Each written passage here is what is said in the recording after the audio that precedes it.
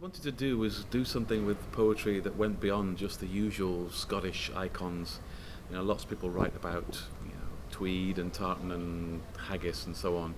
And we thought we want to do that, but we want to go beyond and look at the unusual icons of Scottish culture, things that really tell us more about what Scotland is like and what its people are like and what its history is like, rather than just the things that the tourists get to see in the usual collections of poetry that you see on every bookshelf in all the country shops in Scotland and all the farm shops. We wanted to go for things that maybe were cultural icons, but maybe not quite so well known. So, Bula Cullen Skink, or the Proclaimers, or Jimmy Shand, as you say, or boxers like Ken Buchanan and wrestlers like George Kidd, who are consigned to the vaults of history.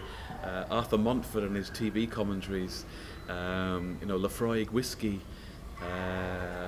Iron Brew, just pretty much everything that people associate with Scotland, but that doesn't get written about very often. We tried to cover the whole of Scotland, but we focused on Ur Wully and Black Bob, two examples of D.C. Thomson's great historical output. Of course, Ur Wully big at the moment in everywhere in Scotland. We also, in the project, we had Arbroath Smokies, so that was a good thing. John Glenday wrote a very nice piece about growing up in Arbroath. And also, I mentioned before, George Kidd, the master of the mat, Dundee's forgotten wrestling king from back in the 1960s and 70s. Again, things that people don't write about. I've always said that Dundee is Scotland's poetry city. If you look at the last 20 years or so, the big names in Scottish poetry have largely come out of the Dundee and the east of Scotland area. And historically, of course, we have some big figures. But I think people's cultural appetite is so strong these days.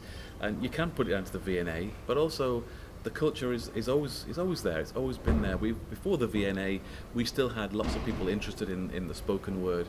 And I think this is now just coming to a head, people getting more interested in poetry generally in the world. Lots of big name poetry is selling across the pond in America. But also in the UK, people's appetite for poetry is starting to come back again, I think.